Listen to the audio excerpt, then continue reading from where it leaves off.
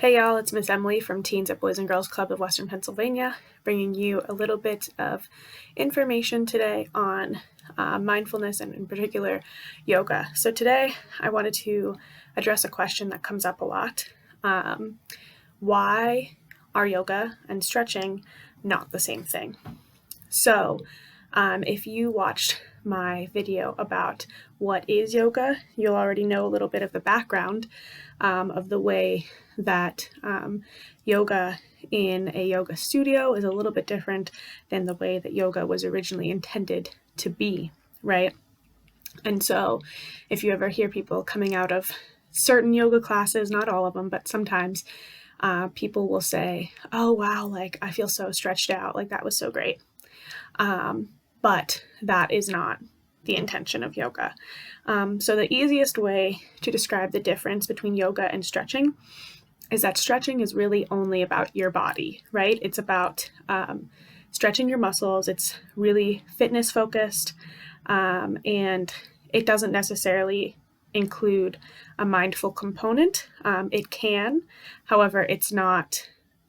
Stretching is meant for the body because it's meant to stretch the muscles, right? It is not meant to relax the mind, though that might be kind of a consequential effect that naturally comes up.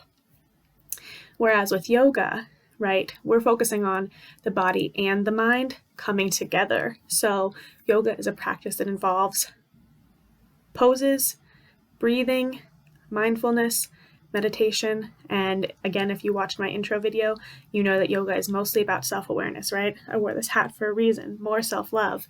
That's what yoga is about. Yoga is about using all of those components to gain more self-awareness through mindfulness of how does the body feel? What am I thinking about how my body can or can't do this? What am I noticing about myself? The way that I judge myself or talk to myself or praise myself, maybe even when I do really well and I'm like, yeah, I really aced that yoga class. Like that's not truly in line with the spirit of yoga. It's not about competition, right? It's about being present and accepting.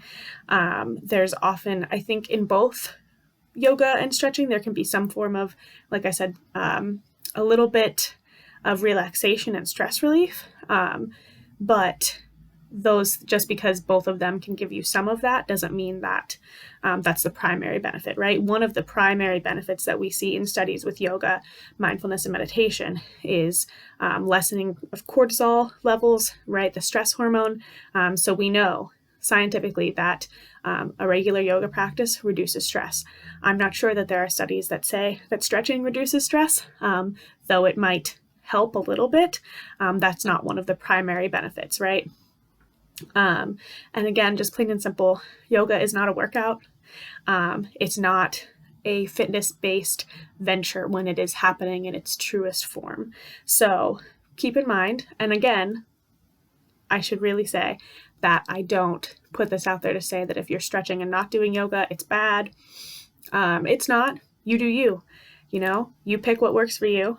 But I guess I would just encourage you to consider, if you have been saying that you do yoga, if you do yoga, really ask yourself, how am I using this practice not just to improve my body, right? Because if my only focus and my main focus is improving my body through yoga, you want to begin to think about how you can also help it to improve your mind and your overall self, your whole self, your self-awareness, your self-acceptance, and your self-love. I hope that that answers some of your questions. If it brings up more questions, that happens, that's fine. Leave them in the comments and we can address that in other videos. But for the time being, stay well. Do you. Do what feels good. And hope to see you all again soon.